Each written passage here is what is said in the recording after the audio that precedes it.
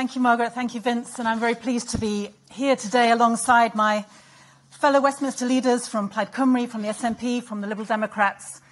And I think together we've all got a very clear message for the Prime Minister. And that is that her government has failed, that there is no majority in Parliament for her Brexit deal, or indeed for any deal that would make us poorer, that would undermine our living standards, that would undermine our environmental protections. We have no majority for a Brexit that betrays the hopes and dreams of young people who will live with the consequences of our decisions far longer than anyone else. We say very clearly that the will of the people cannot be undermined by a vote of the people. And that is why we need, and the country is crying out for, a people's vote. But a people's vote isn't about the status quo. It's about radical change as well.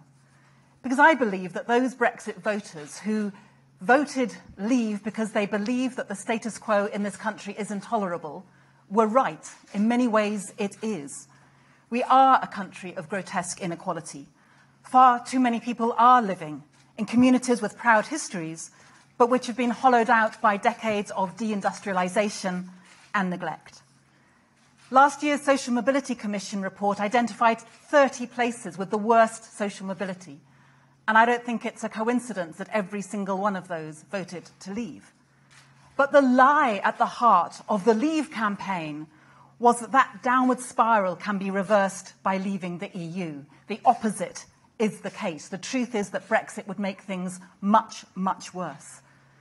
So the real answer lies in far-reaching reform at home.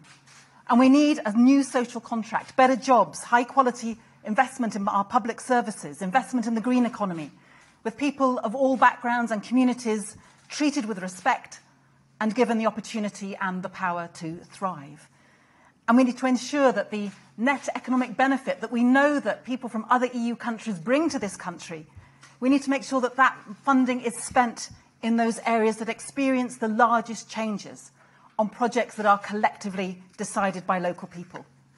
So it's not enough, we know, simply to demand a people's vote. We have to demand a better Britain that could function more effectively within a reformed EU. And we must urgently commit to addressing the grievances that were aired during the 2016 referendum, and as I say, campaigning for far greater public investment in those regions that need it most, and towards working towards a Britain where people have a real say in the decisions that affect them. So we're not defending the establishment.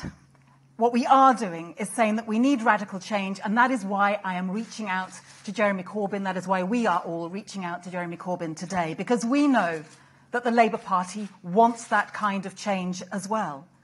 We know that its leadership, its MPs and its members are also passionate about social inequality. Now, I count Jeremy Corbyn as a friend and a colleague. We've been on countless platforms together. We share many values.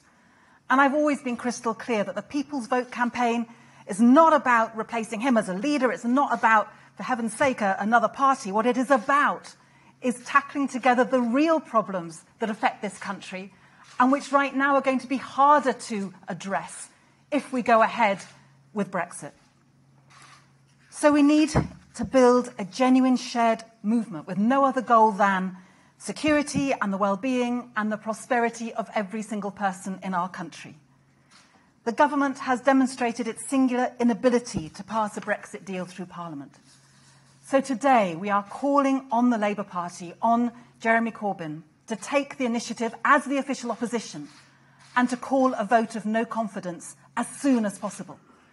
It is clear that the Prime Minister has failed to live up to the noble ambitions that she set out on the steps of Downing Street when she first took on this job.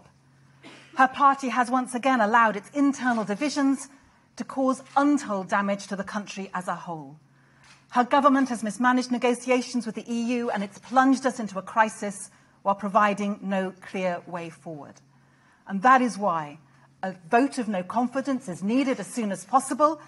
And if it fails, then we need as soon as possible to be able to move forward to the people's vote that we know that the majority of Labour members want, that their party conference adopted as policy. That is why this is urgent, and that is why we are calling on Jeremy Corbyn to support and to put down that vote of no confidence as soon as possible.